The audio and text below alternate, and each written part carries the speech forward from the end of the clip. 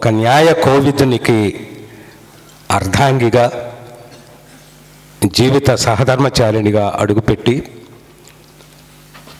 తన సౌమనస్యంతో, మంచితనంతో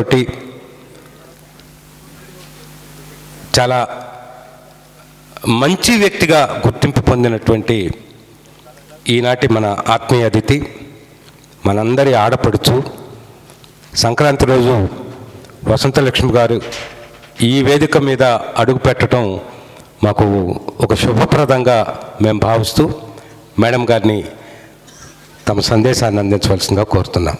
సభకు నమస్కారం అండి. ముందుగా వేదికను అలంకరించిన పెద్దలు, వేదిక ముందున్న పెద్దలు అందరికీ ముందు సంక్రాంతి శుభాకాంక్షలు తెలియజేస్తున్నాను. ఇది నేను నాటిక పోటీ అనండి, లేకపోతే నాటిక చూడటానికి వచ్చినది ఇది రెండోసారి అని నేను మీ ముందు ఒప్పుకోవాలి. ఒకటి, ఇంతకు ముందు మన సాంబశివరావు గారు నడిపించినటువంటి మార్టూర్లో ఒక 2 సంవత్సరాల క్రితం చూడటం జరిగింది. వారు అన్నట్టు నేను ఎక్కువ బెంగళూరు మహానగరంలో పుట్టి పెరిగి చదువుకోవటం జరిగింది. ఇటువంటి అవకాశం రాలేదు.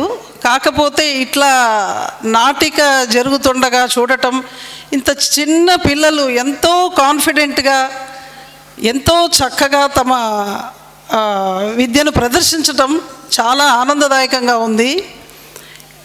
ఇప్పుడు మనం సినిమాలు చూస్తున్నాము, దానికి వెనక చాలా కష్టం ఉంటుంది. డైరెక్టర్ కానీ, వెనకాల కొరియోగ్రాఫర్ కానీ ఎంతో నేర్పుతో నేర్పిస్తే కానీ వాళ్ళు మన ముందుకు వచ్చి ప్రదర్శించలేరు. కానీ ఇక్కడ ఎంతో అవలీలగా ఈ పసి పిల్లలు, చిన్న వయసు పిల్లలు ఈ ప్రపంచ తంత్రం అనే నాటికను ఎంతో వైభవంగా చేసి ఎంత చక్కగా చేస్తున్నారు. వీళ్ళని ఎంత ప్రోత్సహించాలి, ఇంకా ముందు ముందు మనందరము ప్రోత్సహించవలసిన బాధ్యత మనందరి మీద ఉంది అని చెప్తూ, ఇటువంటి సదావకాశాన్ని ఇచ్చి, నాకు జ్యోతి ప్రజ్వలన చేసే అవకాశాన్ని ఇచ్చి, ఇంత ఎందరో మహానుభావుల మధ్య నాకు ఈ 2 ముక్కలు మాట్లాడే అవకాశాన్ని ఇచ్చిన పెద్దలందరికీ నమస్కారం చెబుతూ సెలవు తీసుకుంటున్నాను.